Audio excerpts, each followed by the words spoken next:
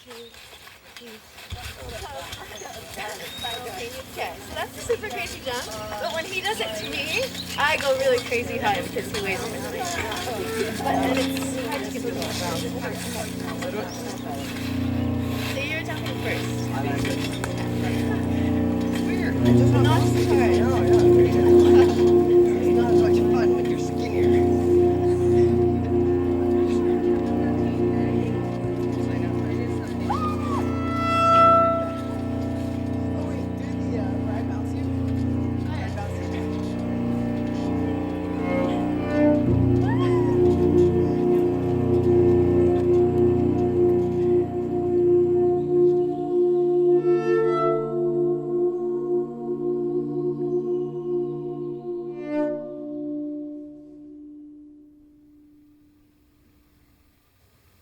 Okay, so now we're about to read our vows. I go first. Your voice is so high. Yeah, my voice is... Everything about the wedding video is hard to relate to because my voice is different, my face is different. We got married just 2 weeks before I began the transition. Yep. And I knew by then that I was going to do it, and I had tried very hard to have begun transitioning in time for the wedding. He'd been wearing men's clothes for I'd been wearing men's clothes. a while. There were sort of, some people there know, and I know, and I want to dress for that and for me, but everyone else there expects to see a girl, and a lot of people didn't recognize me, actually, when I came out.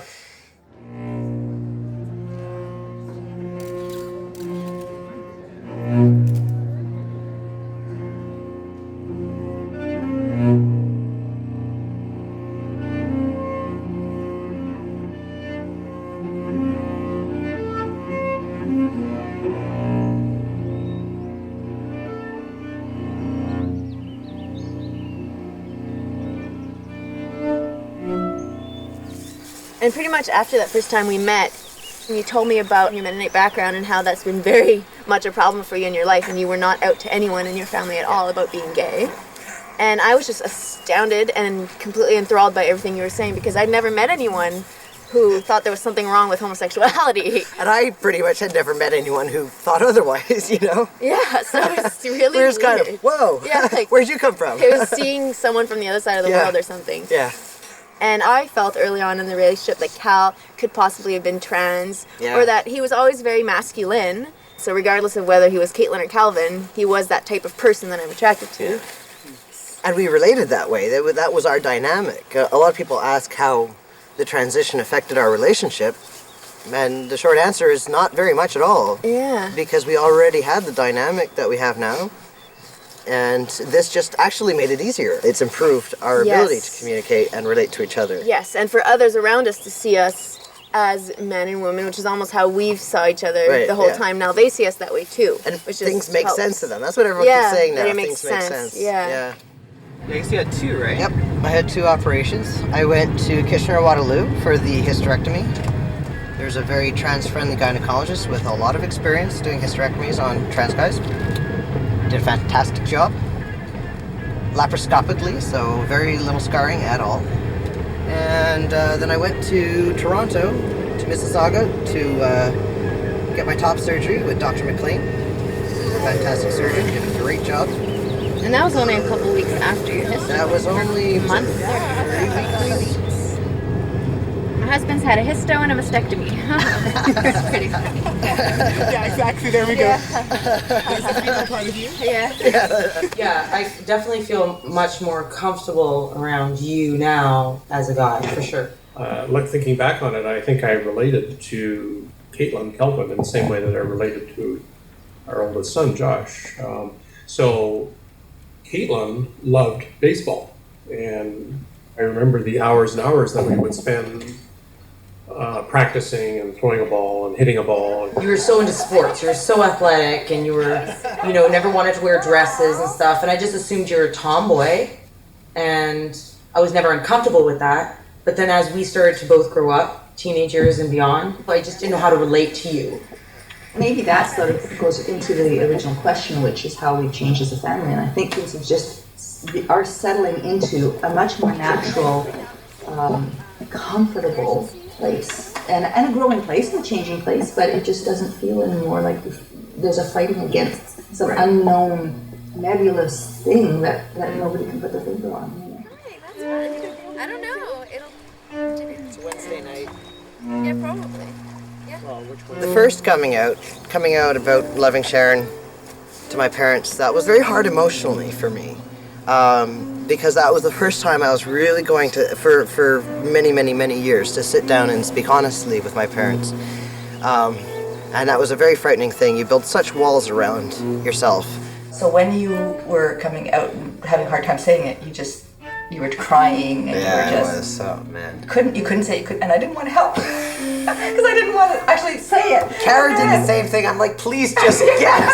Don't make me say So then Calvin says, Sharon and I are so happy together. And crying.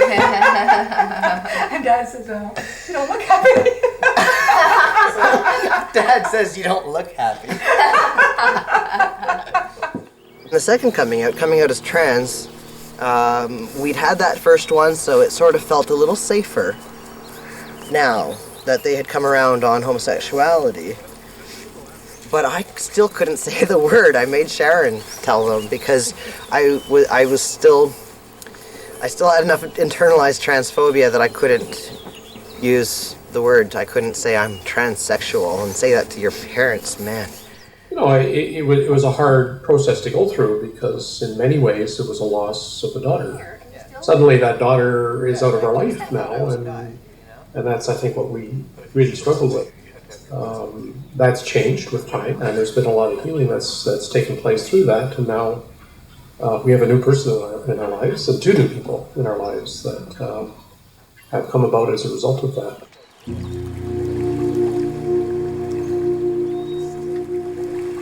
It meant a lot to me to talk to somebody from my life experience, both life experience as a trans person and life experience as a Mennonite and as a Christian, and see how he had reconciled all those things.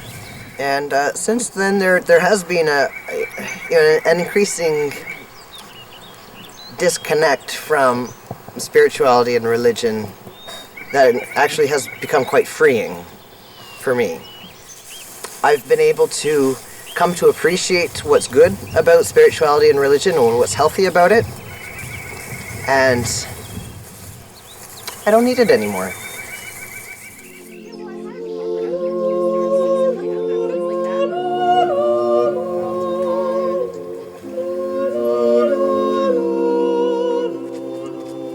The first thing that comes to mind when I think about how the Neufeld family has changed is in terms of religion or having a church home, a base, a sense of community, and how that's been completely changed since the coming out and since your views have changed. Everybody in the family has had changes to their religious communities. Yeah.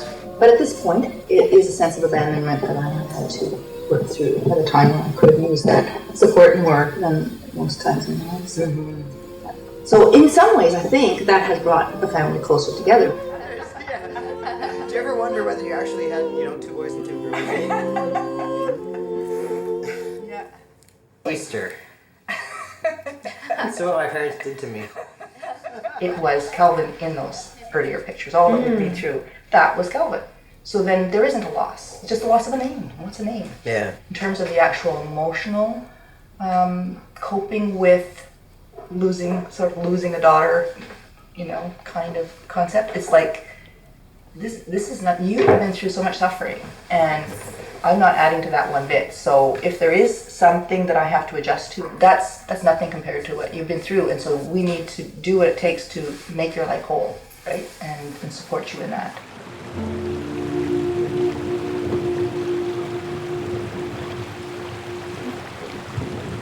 Everything that we've been through has been so building, so creating wholeness, creating closeness. And all the hurts and the losses are from those who aren't able to be the support and the help and stand beside us and be with us and have left us, alone, but building something wonderful. And I think you've said that, how they are missing out more even than we are missing out from having them. No, lost the bounce. You know, you see every type of family and every type of possible reaction to this kind of news, and the families that fall apart and the people who lose their families really suffer, and the people whose families work to figure this thing out with the goal of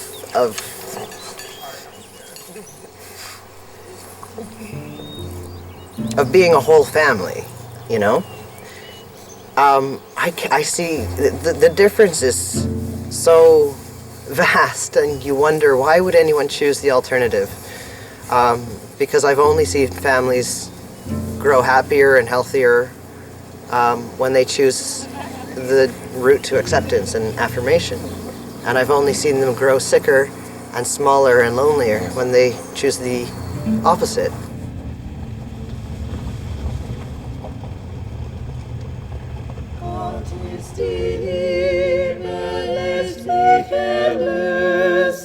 Gott ist die Liebe, liebt auch mich. Drum sag ich noch einmal, Gott ist die Liebe. God loves his children, loves even me. Love so unending, I'll sing thy praises. God loves his children, loves even me.